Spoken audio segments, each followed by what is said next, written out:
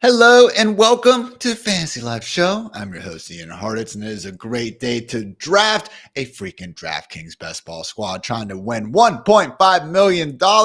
And by trying to win it, I mean myself and hopefully not the man joining me, Dwain, the Rock McFarland. I mean, Dwain, we can split it. It's fine. But yes, we are drafting against each other. We've been on the same side the last few nights, but today in the DraftKings streets, the opposite of good luck, my friend.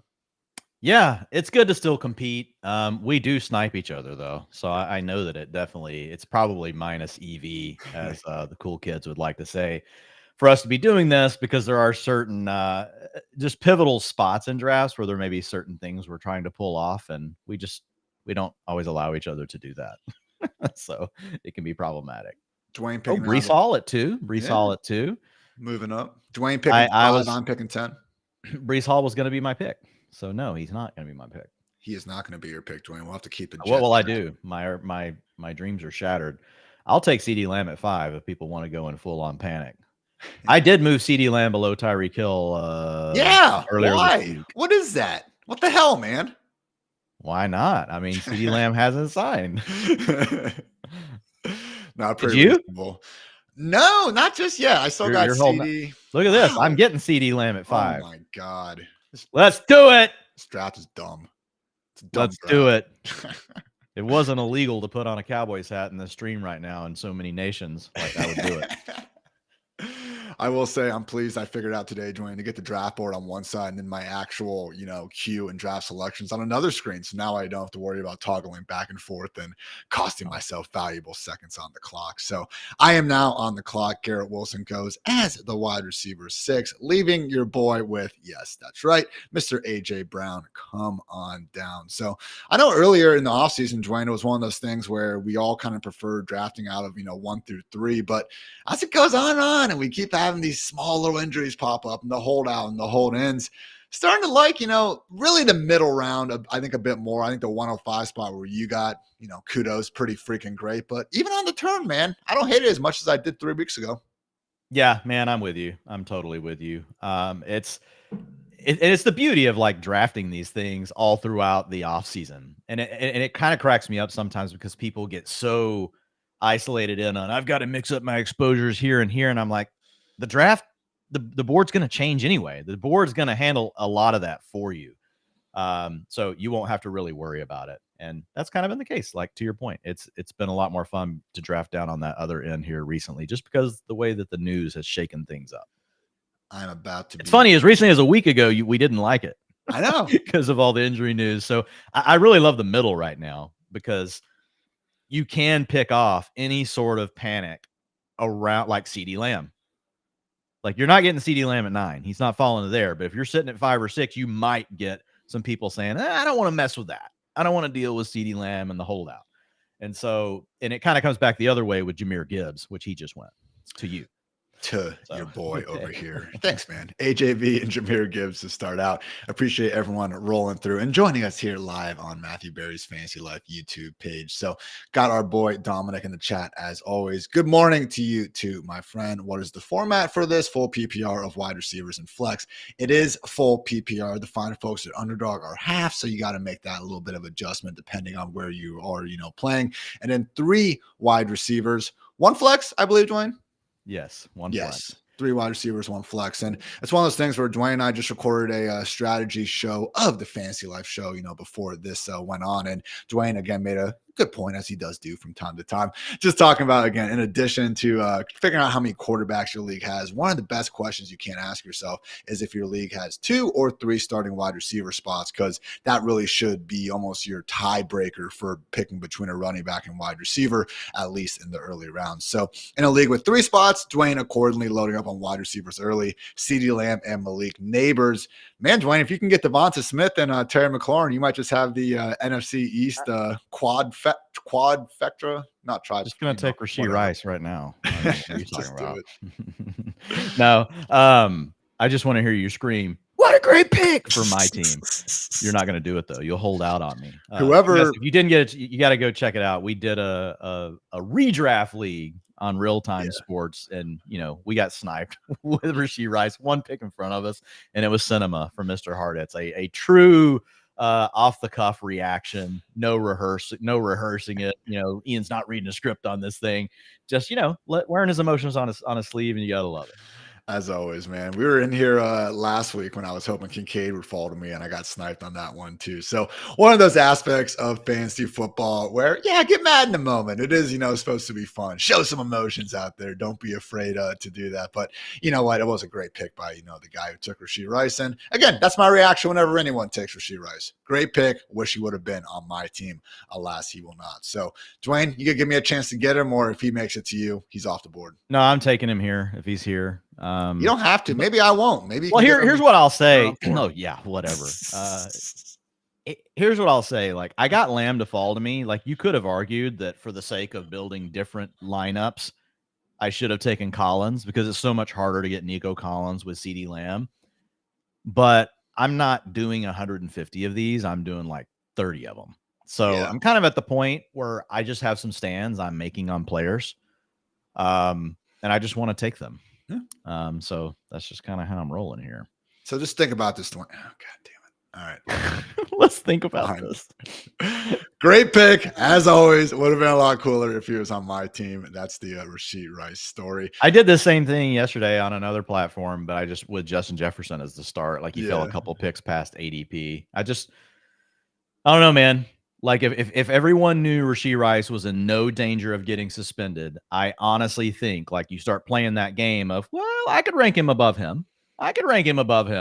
He would go ahead of Mike Evans. He'd go ahead of Chris Olave. I think he goes right there where Nico Collins and Neighbors are going. So it's tough for me. I think Rashee Rice in a full PPR is a 2-3 turn pick, given that he was so good as a rookie and he plays with Mahomes in a pass first offense.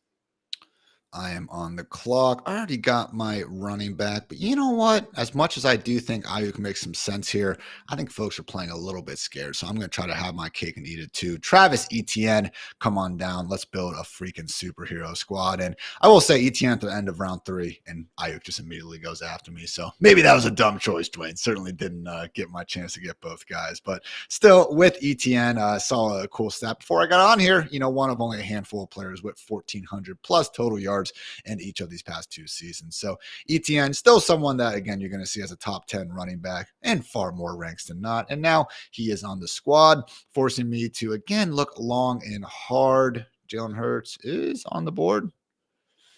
All right, we're pushing in a wide receiver today, but we also have A.J. Brown and Jalen Hurts on the squad. So one wide receiver, 4 rounds, Dwain. Two running backs and a quarterback in a league that's full PPR where you got to start 3 wide receivers and a flex. Ballsy, Mr. Hartitz. I'm very interested in how this turns out. Hopefully it's terrible. I think I have to turn in like my best ball bro card if this doesn't, get better in a hurry. So yeah, we'll see. We'll see what happens. But Dwayne, before we get back into this draft strategy, had a good question from Aaron. Appreciate you joining us, man. What quarterbacks do you like in a 6-point passing format? Do rushing RBs need to be bumped down in that sort of situation? So I know you're about to be on the clock, Dwayne. So you focus on that. I know you're trying to do this so that I have to answer while I'm on the clock. I'm not doing it. You're answering this question. Dwayne, please give me your dissertation now and make it last at least 5 minutes. Short answer, yes.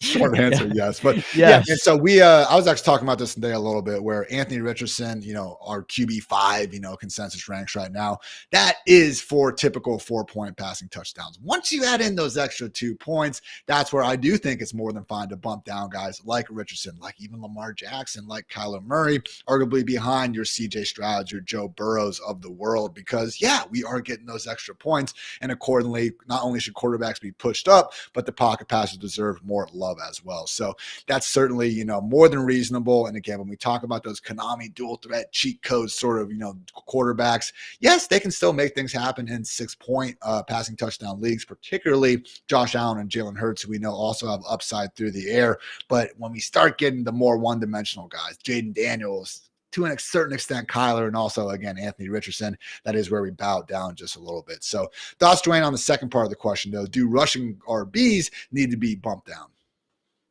Do rushing QBs or RBs? RBs. RBs, like eat at Arby's? I was about to say, yeah. I consider all RBs to be rushing RBs. But I know what the So the guys that don't have the PPR. The David Montgomerys of the world.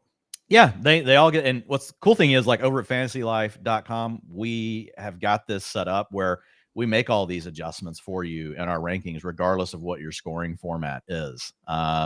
Say you're someone that's playing in a league that is full PPR, that has to start 4 wide receivers, 1 flex and 2 running backs. We account for all those different. Oh, he things. means quarterbacks. Okay, I was just say he meant quarterbacks. Yes, so.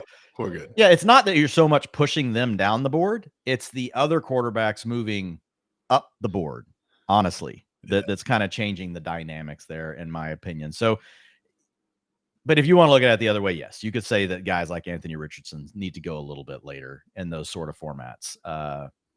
And honestly, to me, it just kind of pushes a lot of quarterbacks together. You get a bigger group of quarterbacks in the middle that you can take. You have the high-end rushing guys, but then also you have guys that can be more pure pocket passers that can still survive.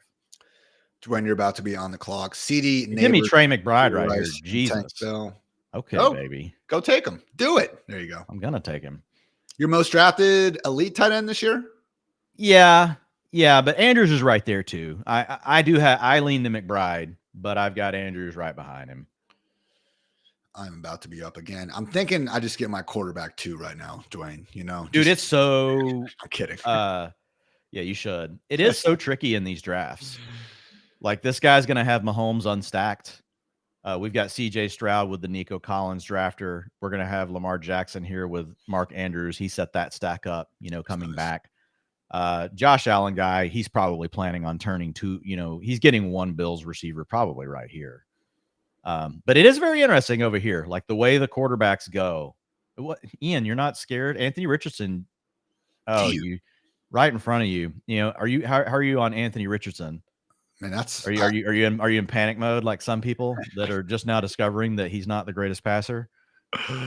Oh my goodness. And I didn't even, I guess I must have missed some of the outrage on Twitter last night. I can't believe you passed Kincaid, even though you needed the receiver. Yeah, I thought you might get ball. I thought you really had balls this morning. Apparently. Hey, take it easy, Papa McFarland. All right. Just because I'm a little tired doesn't mean I'm not taking that slander.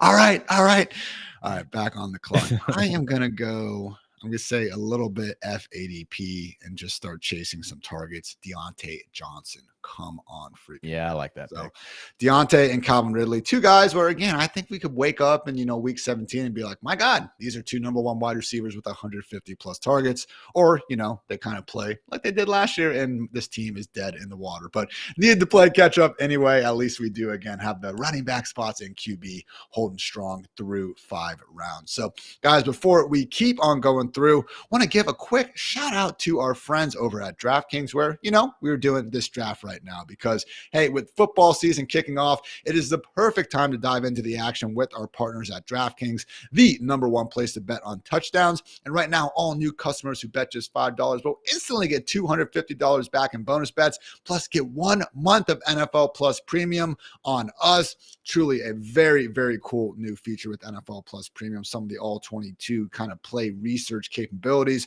are fantastic. So again, bet just $5 and you'll instantly get $250 back in bonus bets and that 1 month of NFL Plus Premium for free. That's something we can all celebrate. Download a DraftKings Sportsbook app today and sign up using our promo code FANTASYLIFE. The crown is yours. And remember, stay in on the action. Use your $250 in bonus bets to bet anytime touchdowns on DraftKings. DraftKings is, of course, the place to bet on touchdowns. And if sports betting is not yet available in your state, don't worry. You can still join in on all the fun with DraftKings Daily Fantasy and have a shot to win cash prizes, just like in these best ball streets that we are participating in right now.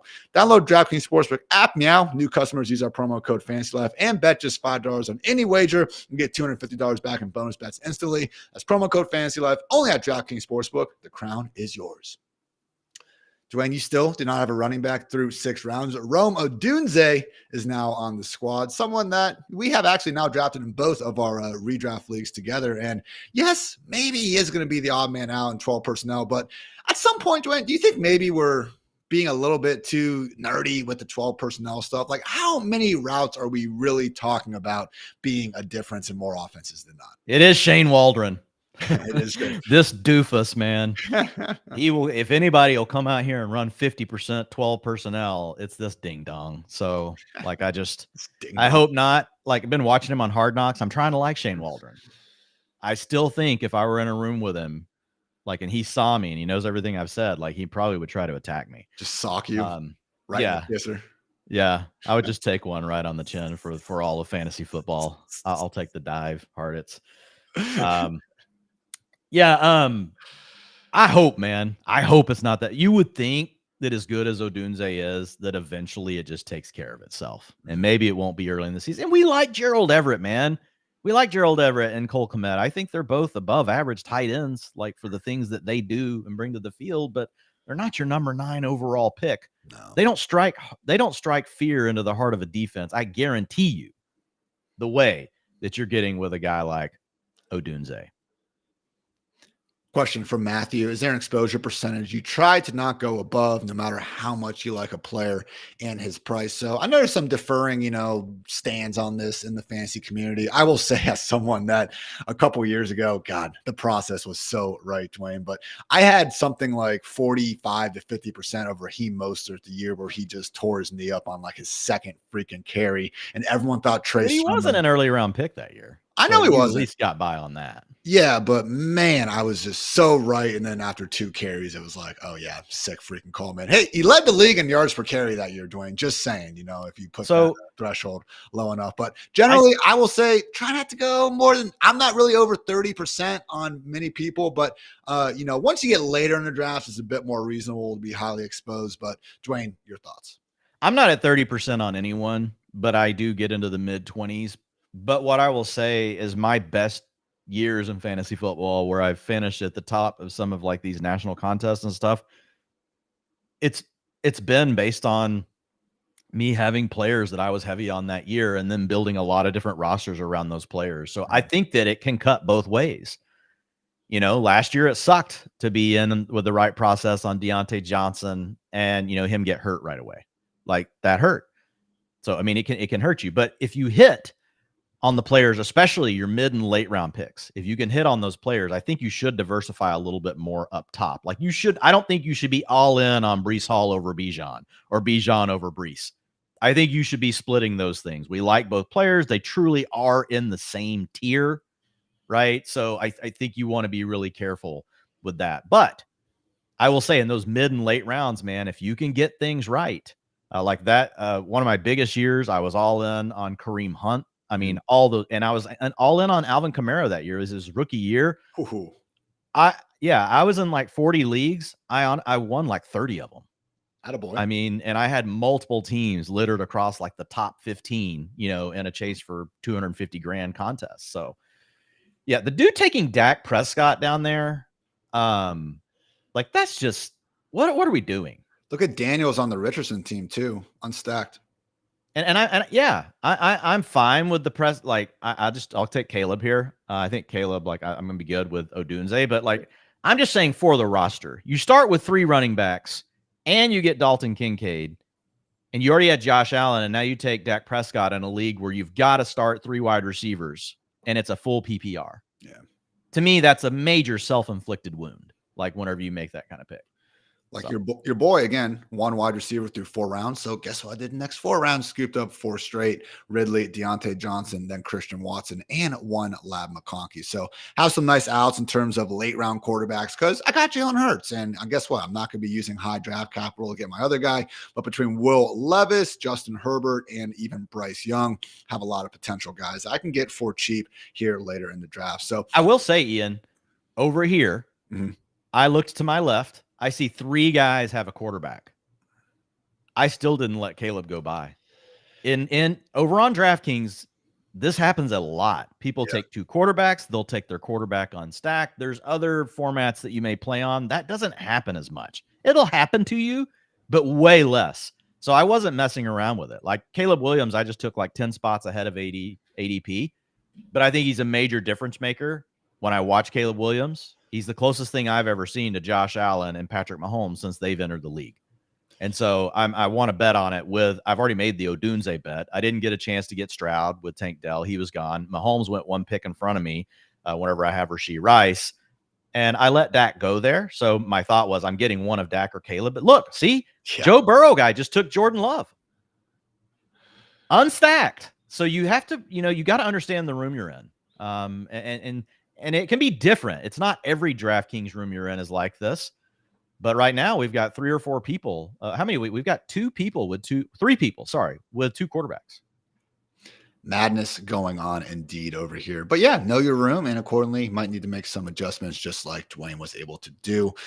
Question from Joel: what's your cutoff for QB2 in Superflex? 6-point passing touchdowns. I think it's kind of like what Dwain just nailed. I mean, Caleb, I do think Brock Purdy arguably deserves to be, right there where there's a separation. You could argue between him, Goff, and T-Law and those guys, but it is right around that point, Dwain. Like for me, after Caleb and Jaden Daniels are off the board, that's when I'm like, not, I'm going to need to take a couple more of these guys than maybe I would have preferred to as well. So I know you're about to be on the clock, so feel free to focus on that. But yeah, man, I will say, guys, in general, just Superflex, more times than not, if you can get 2 of those top 12 guys in the first 2 rounds, don't get cute. Just go ahead and try to get it done because, man, when you are in some of these drafts and things get wonky in a hurry, and then all of a sudden you're facing the prospects of getting your first QB, round 4. I get it. The draft picks, you see your Justin Jefferson's available in the early parts of round 2. It is tempting, and hey, maybe sometimes it can work out nice. But again, at least 1 quarterback in the first 2 rounds for Superflex, Dwain. Yes, for sure. For sure. Do you like that analysis? Yeah, I'll take it, man. Thanks so much for everything you added there. Zach Moss to the squad. Dwain, talk about Zach Moss versus Chase Brown. One of the biggest questions of, I guess, the fantasy offseason. Yeah, I mean, Chase Brown went 2 picks ahead of where I'm at here. I'm just trying to mix the 2 guys up, Ian. I can't tell you for sure which guy is going to be the leader of the backfield. I can't tell you if it's going to be an evenly split backfield. I can't tell you if it's going to be a hot hand backfield, but I do believe it's consolidated down to these 2 guys. And so I just want to mix them up in my drafts. You and I have talked about it quite a bit. Like, I think we both agree that if everything worked out right and Chase Brown figured out, the reading the line of scrimmage stuff, like he misses the hole a lot and that can get you put onto the bench. But I think we both agree the upside is the highest if he did figure that out because he has more of the big playability. I feel like you could get him more involved in the passing game. He's got the home run upside. So I in a vacuum, I get 1 draft. I'm taking Chase Brown over Zach Moss, but you let me draft 2 teams. I might just take 1 and 1. Yeah. Because I think Zach Moss is an average running back to below average. He's been a below replacement level back for his career, but we like the Bengals offense, man. So, I want to be in on it. I went ahead and got Curtis Samuel. And, look, I had Dallas Goedert higher. I needed a tight end. I had Jalen Hurts. But I looked to my right and I saw the team next to me already had 2 tight ends. The team on the turn had Dalton Kincaid. Didn't seem like a situation where he was going to take one. Risked it. Took my guy, Curtis Samuel, who I did think was a nice little value there. Yes, I know he's got the injuries he's dealing with. But words from McDermott. And honestly, I think maybe this isn't going to be as big of an issue as some people are making it out to be. So got Curtis Samuel as my 6th wide receiver. And then also Dallas Goedert to get that Eagle stack rolling. So feeling good. I think I was able to overcome my early slow start at wide receiver pretty well so far. So Dwain, you went ahead and added Rico Dowdle, 3 running backs in your last 4 picks after not having one to start. How you feeling about the squad through 10 rounds? I was a little nervous at running back, but now that I got the 3 that I have, obviously I've got more work to do here, but I feel good. Like Rico Dowdle's the guy, Ian, that we could walk into our show on Sunday night, week 1 of the NFL season, and he could have 55% of the rushing attempts for the Dallas Cowboys. Yeah. Like, it's hard to find that sort of player in this range. I want to be clear. It could also easily be Zeke, but if I'm going to get either one of those right, which one would I be more excited about if I had it right? Yeah. I think it's Rico because he's still the younger player, and I just like his name. I like to say Rico. I want to say I have Rico on my team. Look, he's a guy that's been in the league a while. I mean, it's not like he's a rookie or anything, but we saw some juice from him last year. So I'm also taking Ezekiel Elliott. It's kind of similar to the Zach Moss, Chase Brown thing. Since I got Zach Moss more kind of the plotter on the other, split that I took, I'm going to take Dowdle here rather than Elliott and take the guy I think has a little bit more juice to offer if things go your way. Question from Friendly Lace 06. First place for picks. So I'm just presuming you mean you can pick whatever you want in a 12-man half PPR draft. I'm thinking of changing the 6 or 7. CMC sounds good, but I feel like I can get 2 better picks around that later pick. Thoughts? I would say for me, if you can pick anything, man, I almost like the 5 hole because you're guaranteeing yourself one of the big 3 running backs or CD or Tyreek Hill. Because after that, again, it's freaking the top 6, 7 players of fantasy. I'm not trying to put down Amon-Ra or Justin Jefferson, but just the relative red flags that you're dealing with. I do think a top 5 pick is a bit better than 6 or 7. So if you get the 1 and you start off with CMC, I think that's more than fine and everything. But for me, Dwayne, I mean, where you're drafting right now, I think the 5 spot is looking better and better to me. Yeah, and every year it's a little bit different based on where like the tier drop-offs happen. Mm-hmm. But if I just had to give a blanket statement, I prefer drafting from the middle because weird things happen in drafts and you're there to pick off the value. Is there anything worse, Ian, than seeing these players falling down the board and you're in a spot where you can do nothing about it and you're just watching it happen? Now, if you're in a league where you can make trades and maneuver, I absolutely would be trying to do those things. Like, hey, can I move up? 4 or 5 picks. What's it going to cost me here? If you see a clear tier break and there's a guy that shouldn't be there. So if you guys can make trades, like while you're on the clock, certainly like that's an avenue that you want to think about. But in a lot, that doesn't happen all the time. And if you're in a league where you can't make those sort of trades, man, the middle is where I've built my most magical teams ever. I've built really good teams from many different places, but it's the spot where when the value falls, you're there just to scoop it up. The other thing about drafting from the middle is you can really keep a good read on both sides of the board, and you can fend off positional runs. You can see, oh, here we go. Tight end run's about to start, grabbing the last one in the tier. Oh, I waited on quarterback, down to 2 players in my tier. I'm grabbing one of those guys in my tier. So you get a couple of things. You get major values that fall to you, and you strategically have a really good view of what other players need and where these runs are happening, and you can avoid like getting, kind of caught up in the mix, of all that. I went ahead and took Jerry Jeudy in the end of round 11 and got Ty Chandler coming back to me. So definitely would have taken Blake Corum if he was there, Dwayne, maybe even Trey Benson. So missed out on those 2 rookie handcuffs. But I will say, I mean, maybe it was because we drafted Tyler Algier. Dwayne, I'm guessing with you, where you at, he's not going to make it back to me at this point. But I do think that Corum and Benson, just by virtue of being rookies and guys we've, been talking up all throughout the offseason, like I don't know that they have that much higher, upside overall than someone like a Tyler Algier who regularly goes later in Fantasyland. So, hey, guess what? They're all really good handcuffs. Like Corum, like just because Algier is a good value doesn't mean you shouldn't be taking Corum where he's going as well. But it's more of a statement that like, man, Tyler Algier is 1 injury away from really booming. And just that, again, the extra sort of contingent value you get if you're not a Bijan Robinson team, it's almost like a similar thing where if you're not a CMC team, well, guess what? CMC stays healthy. So why not add on a Jordan Mason or Elijah Mitchell at the end of your draft? Because that's sort of the scenario you need to be playing for in the first place. So you went Zach Charbonnet there. I do think he's fine, to go over Tyler Algier. But that's another guy right in that range, Dwayne, where I think the answer to, which one of them to draft is, yes, try to get a lot of them. Yeah, for sure. And look, that's what I'm having to do. I took 5 wide receivers in my first 6 picks. I got an elite tight end in McBride. So I have to attack running back. And so I've gone Mostert. I squeezed in Caleb Williams, just knowing the way these draft rooms work. I didn't want to be stuck without a stacked quarterback. But I come back with Zach Moss, Rico Dowdle, Blake Corum, which I love getting, and then Charbonnet.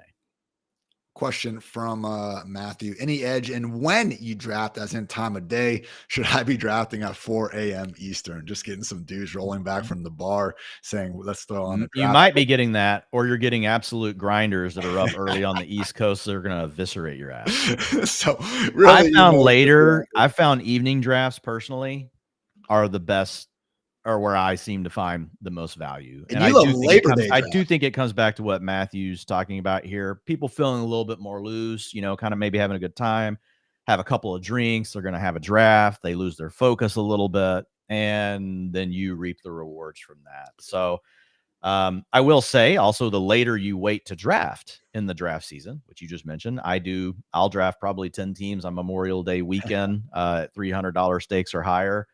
Just because that's when the more casuals are entering the draft room. Yeah. And so it is what it is, man.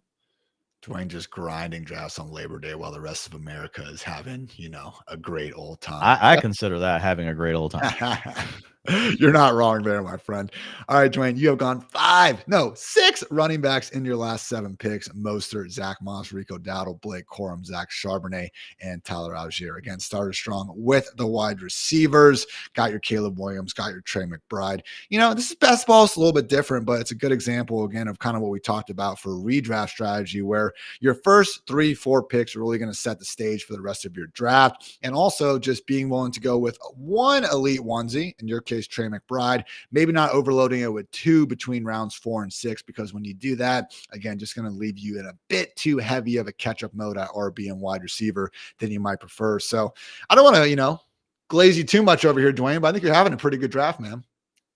Yeah, I mean, this one has just fallen really nicely, to be honest. Like, I loved I loved the value, that I got early on Trey McBride. Like, you can argue, and I mean, obviously I got Lamb to fall to me, and I reached a little for Neighbors and I reached a little for Rashee Rice, but I don't care. Like, when I look at this roster, I'm like, I have CD Lamb, Malik Neighbors, Rashee Rice. Would it surprise us if all 3 of those players are top 12 wide receivers? No.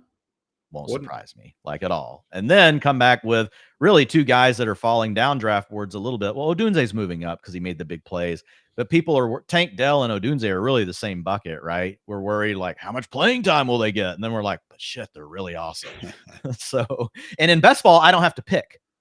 Last night you and I had a team in a managed league where we took Odunze and Xavier Worthy. And depending on how things shake out, we might feel a little bit differently about that. We might be trying, damn, we can never figure out which week to start either. So we may just have to start both all the time. Thank you for taking Bucky Irving. You appreciate you, Hartitz.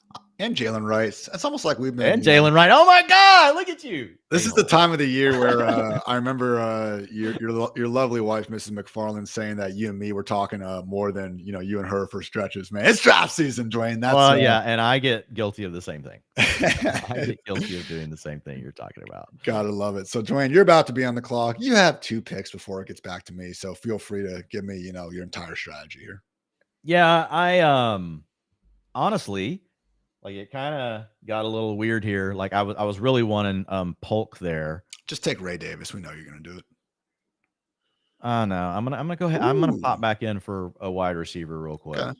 Just because, like, I'm looking at it, like, it's getting pretty hairy. Yeah. Like we're getting down to the range where there's some guys that, like, just might not even play, or you could be getting complete zeros all season from. So there were a couple guys that were sitting there for me that are all kind of the same to me. But yeah, I wanted to go ahead and get that done. And now the question, like, over here, I'm not even going to say it. I'm not going to say it. I don't know who's watching. But it gets tricky. It gets tricky in these DK lobbies. How many people, like, Justin Fields just went in round 14. Yeah, these quarterbacks kind of flying a little bit. Yeah, Deshaun Watson and Baker Mayfield are off the board. I don't honestly, I don't get it. Now the Stroud manager has Baker Mayfield paired also with Evans. He has Stroud paired with Collins. So, like, he obviously knows what he's doing. They're making their stacks. I know what they're doing. They also know how the quarterbacks get stupid over here. The backup quarterbacks go. So that's there goes Ray Davis. I did have him in my queue. So you know me well, Hartitz. But after taking out all the guys I did, I felt I needed to pop in and grab one of these wide receivers. So now my question coming back is really, do I want to go ahead and get my backup quarterback and be sure? Because I know you're not going to probably take the one I'm worried about. And I've got, man, everybody to my right has 2 or 3 except you. Man, I just don't trust these people. You don't trust me. Just say it. Just say it, Dwayne. Nah, I mean, I would like to think he trusts me, but Wan'Dale Robinson off the board. I too, again, need that second quarterback at a certain point. And yeah, with Calvin Ridley and Deontay Johnson on my squad, I am looking to stack one of them with Levis or Bryce Young. The predicament, and I did realize this, I am just, in total FU buy mode because I have Hurts, Gibbs, AJB, Ridley, Goddard, Lab McConkey, all dealing with week 5 buys. So you know what? I'd argue week 5 is the least important week out there, at least for this squad. So as much as I do like Will Levis, I wonder if Bryce Young could be a bit better option for me just to avoid that if possible. How do you fall on that, Dwain? Like tiebreaker, don't care at all, barely even look at it. Where do you think about the bye weeks and best ball where if you have 2 quarterbacks or tight ends on the same one? Yeah, I'd rather not. But I mean, if I really like a player a lot better and it's like a clear tier break for me, I don't worry about it, honestly. But if they're close, then yes, I'm going to go with the guy that doesn't have the same buy. There's so many variables, right? It's like, oh, I get a player that's in a better tier that also stacks with somebody on my team. Like I'm taking that.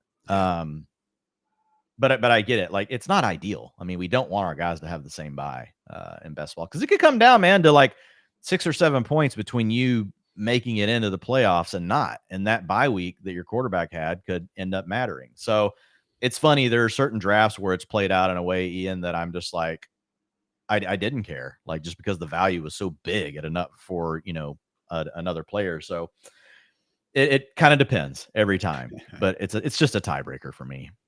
Just a tiebreaker indeed. So I went ahead and took Tank Bigsby. Will Levis falls at the turn. That's fine. Did he even have DeAndre Hopkins? No, just taking Will Levis to take Will Levis. That's fine. And now at this point, I will go ahead and take Bryce Young, get that second quarterback, not have to worry about the buys. So maybe took Bryce a few spots. I mean, he's 180s at this point. See, I had the guy at 12 spot just took his third quarterback. That's why I had to go ahead and just take Daniel Jones where I was at. I was like, I want the stack with Neighbors.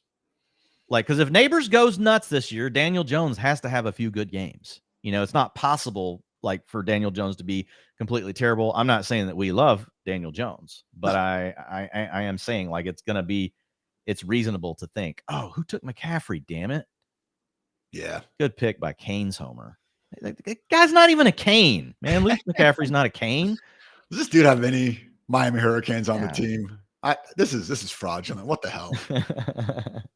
He's got a Florida player in Kyle Pitts. Come on, homie.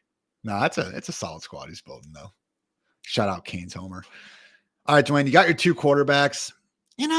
Caleb and Jones. Some could argue you need a third, but Drake May's there for you. Yeah, I'm actually considering it, and I think I'm just going to do it because the way the queue has fallen. Yeah. When I get Caleb again, I believe in Caleb, but that in best ball land especially, I'm probably taking 3 quarterbacks and more Caleb builds than not. When it works out and I got the stacks going. Yeah, I'm with you. So I'm just filling up my queue here. I'll talk about my team for a second. Through 16 rounds, everybody again started off and went pretty heavy in RB, sacrilegious in these best ball streets.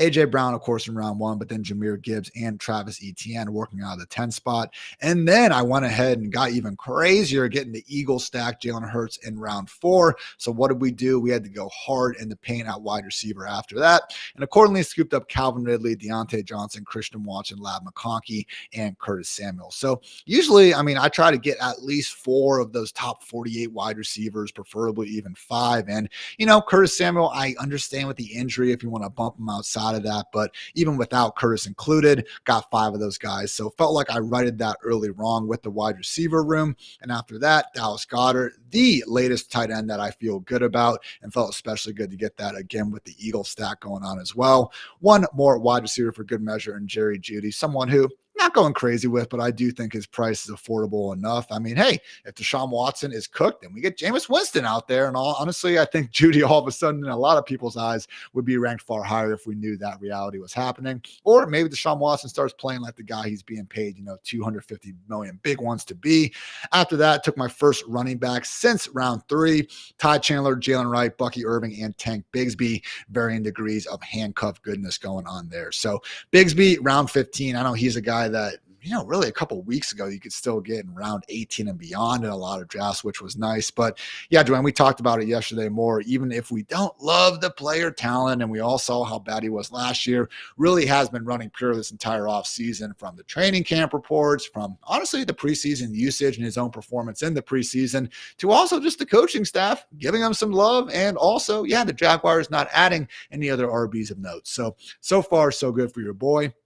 Rounded things out with Bryce Young to get my second QB and that Deontay Johnson stack here in round 16. So, Dwayne, you took Drake May last pick. What are you doing now?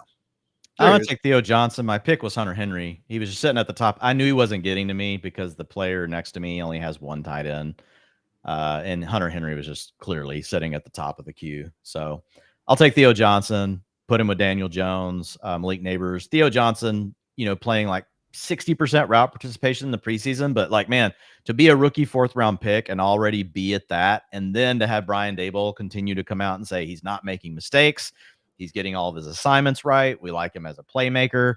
I feel like sooner rather than later, we're probably going to see a 70-75% route participation for Theo Johnson, who's an athlete, wasn't great at Penn State, but if there is a profile where the RAS score like actually matters, Ian, Yeah. it's tight end. It matters the most for tight end. We have seen these guys that weren't great in college for whatever reason, as far as like the reception totals and yards and things, actually turn into something viable at an NFL level based on their athleticism.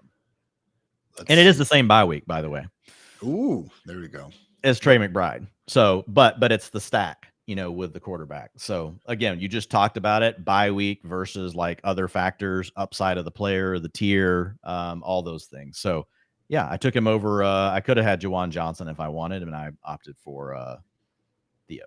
I went ahead and took Juwan, as you were mentioning his name. So, yeah, he's out there again in full pads, got off the PUP list. Turns out, guys, when you suffer a July foot injury, it is possible to actually come back. Might have even been June, man. Like Juwan going from someone that wasn't exactly a top 10 round pick or anything. I get that. But fairly popular later round tight end to just free at the end of some of these drafts.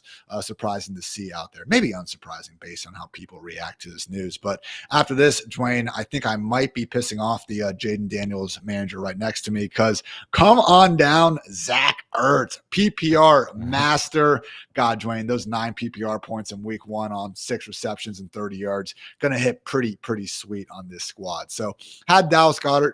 Would have preferred in hindsight. I mean, I was hoping that one of Jonnu Smith or Noah Fant was going to get to me, arguably with my positional importance. Maybe could have passed on Tank Bigsby, got one of those tight ends and Bryce Young at that range. But, accordingly had to take 2 of them, and Juwan Johnson and Zach Ertz, in my opinion, 2 of the final guys really available that you can feel at least somewhat good about. So only other guys that are still available on the board for me, Chigga Conquo, Mike Gesicki, Greg Dulcich went right after me. I know they were going to take Zach Ertz there. So yeah, FU Team 9. Just kidding.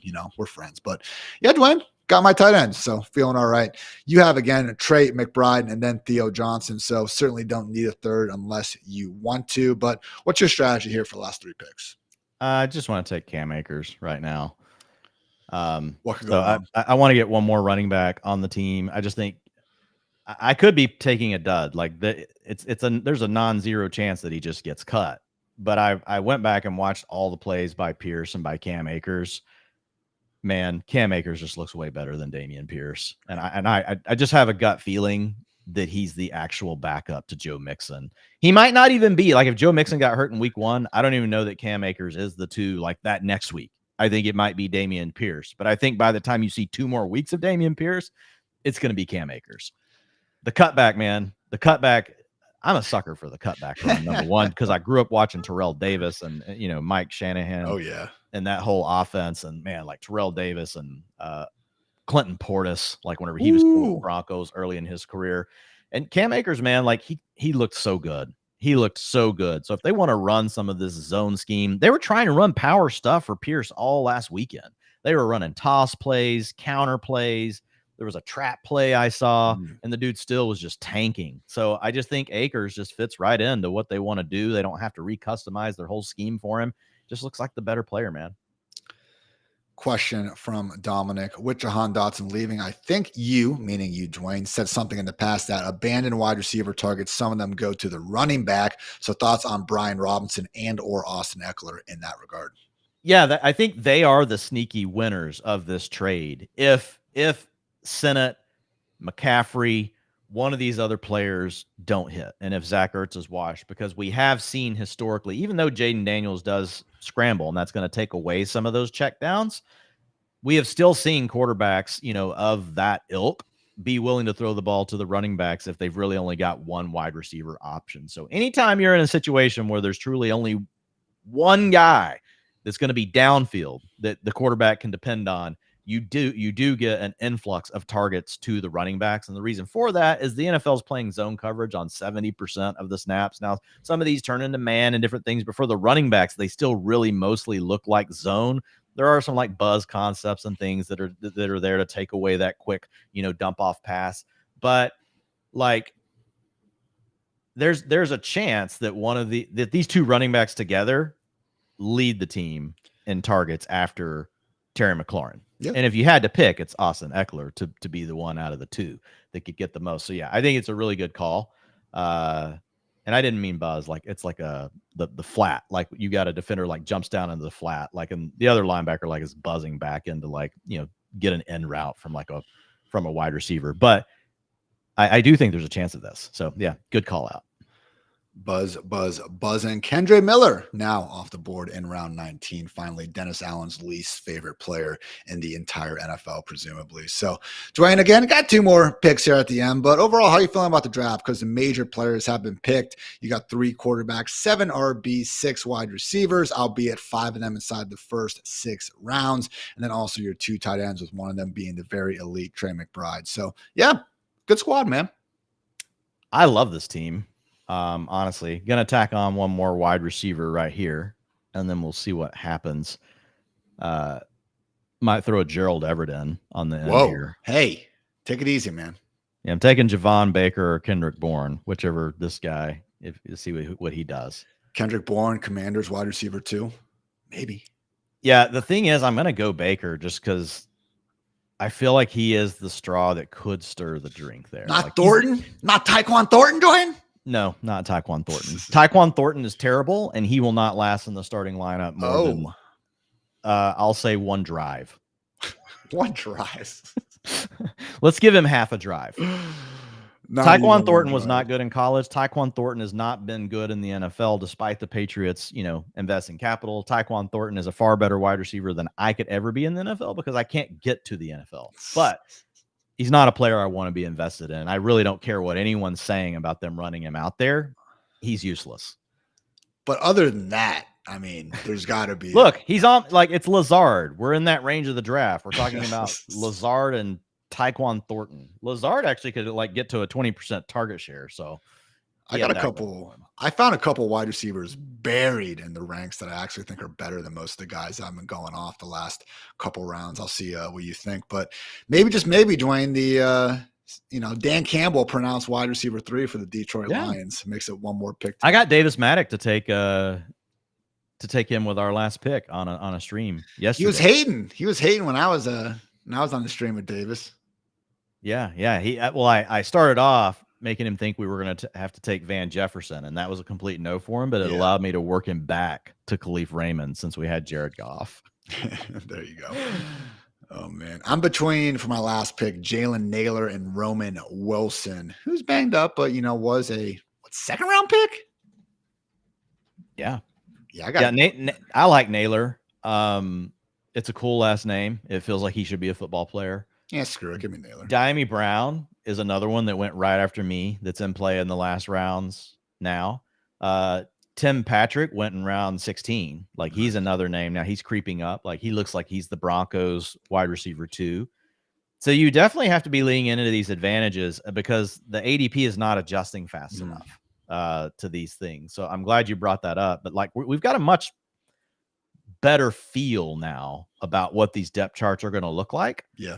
And honestly, it makes these last couple of rounds a little bit more fun, in my opinion, just because I think we have a better feel for what it's going to look like. So I could go Bourne, I could go Gerald Everett. Gerald Everett would give me another stack with Caleb. He gives me bye week relief because I have the same one with Theo Johnson. I have both my tight ends stacked, or I could just take Kendrick Bourne. You really want 3 Patriots wide receivers? I understand you got May. No, I did this. No, I don't. Yeah, stop. But if I'm gonna do it, it's on a team where I have Drake May. I hear you. That's fair. I mean, who would you rather have straight up, Kendrick Bourne or Gerald Everett? Probably Kendrick Bourne. Yeah, but why? I'm gonna take Gerald Everett because I know no one drafts this dude. I'm gonna take Gerald Everett because no one has this dude. And if I'm somehow wrong about Rome Odunze, which if I am, my team's probably just cooked. But whatever. I'm not even gonna put a reason. I'm just gonna take Gerald Everett because he has Caleb Williams as his quarterback. Gerald Everett also a good football player, even if he could be number 2 on his own team in tight end targets. But hey, preseason usage certainly looking good. Final count for your boy picking out of the 10 hole. Again, 2 quarterbacks, 6 running back, 9 wide receivers, and 3 tight ends. So got my elite quarterback, Jalen Hurts, round 4. Have the A.J. Brown and Dallas Goedert stack going on there. Also got freaking Bryce Young way later in round 16 to pair up with Deontay Johnson. A.J. Brown out of the 10 spot. Got a little risky, not picking another wide receiver until round 5, but getting Ridley, Deontay, Christian Watson, Ladd McConkey, and Curtis Samuel after that, I do believe helped me catch up enough at wide receiver. Jerry Jeudy, and then a pair of number 3 wide receivers in passing games that probably won't suck, and Khalif Raymond and Jalen Naylor to round things out. Running backs, again, heavy with Gibbs and Etienne in round 2 and 3. Waited all the way till round 12 to get the rest of them, and yeah, some handcuff options in Ty Chandler, Jalen Wright, Bucky Irving, and Tank Bigsby. So had the Dallas Goedert stack, as I mentioned, Jawan Johnson and Zach Ertz to fill things out. Really do think Zach Ertz could surprise just a little bit in a full PPR site like DraftKings. So, Dwain, I mean, you said it, man. After I only had that 1 wide receiver through 4 rounds, it was looking risky, but I think I turned it okay. Yeah, I think you did too. I mean, we talk about this a lot, but if you invest heavy early at one position, you've got to pivot and attack the other one, and you did that. Yeah. With getting Ridley, Deontay Johnson, Christian Watson, McConkey, and then Samuel. And you already got you went anchor wide receiver, hero wide receiver with A.J. Brown. And then you circled back around. But yeah, no, I like your draft and I like getting the stack of Goddard. So yeah, very nicely done.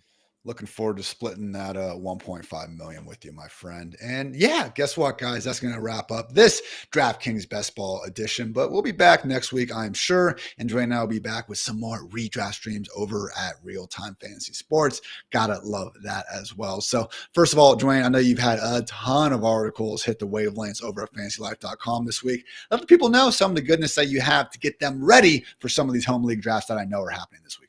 Yeah, over the last 10 days, I've dropped quarterback, running back, wide receiver, tight end, perfect strategies. And in these, I basically lay out where the value pockets are in these drafts, how you should think about it based on how many you've got to start in your league, and then really backing into, okay, what is the right plan going to look like? And which positions do we have the most confidence around? So I'm giving you targets that you can really go look at, but also how you incorporate that into your draft plan.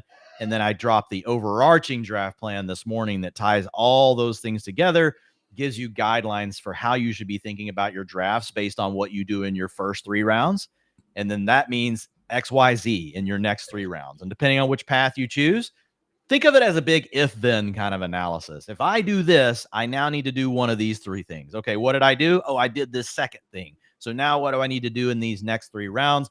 It's really built around giving you guys complete flexibility to manage your draft in the way that you see best fit, but continue to push you to be thinking ahead and be thinking more, again, playing chess, not playing checkers, multiple moves ahead that you're thinking about based on the moves that you're making with your pick right now and thinking through what the ramifications look like. And honestly, just giving you the flexibility that if some weird values fall your way that you weren't expecting, okay, you kind of did something maybe you thought you weren't going to do, but we've pretty much matched it. We've mapped it out. So now that means you need to be thinking about these other things in each of these kind of rounds that we've grouped into 1 through 3, 4 through 6, and then 7 through 9. And then I talk a lot about in the individual article strategies about how to handle the late rounds for each of those positions. So rounds 10 plus. So yeah. All that has hit in the last 10 days. And then obviously this weekend, we'll be keeping an eye on utilization and all that, Ian, and we'll be posting updates. continuing to get in those draft streets as well. So plenty of more preseason content on the way over this next week. And then week 1 is freaking here. What a time to be alive. So make sure you check out all that stuff from Dwain. I also have my round by round draft strategy going to FantasyLife.com, also free. So check that out as well. And yeah, if you guys are looking for just a little bit extra though, Fantasy Life Plus with our mock draft champion tool, all of our ranks, Dwain's utilization goodness. Again, we're trying to give you guys some fish. That's why all the content is free, of course, but you really want to become your own fisherman. I do think that is where you can go ahead, take that leap and get Fantasy Life Plus. Not breaking the bank. Again, less than a Chipotle burrito per month, even for our tier 2 package. So check that out. And otherwise, just have a great freaking weekend. Enjoy life and hopefully ace those fantasy drafts. So for Dwain, for producer Matt, I'm Ian. Thanks again for tuning into the Fantasy Life Show. And until next time, take care, everybody.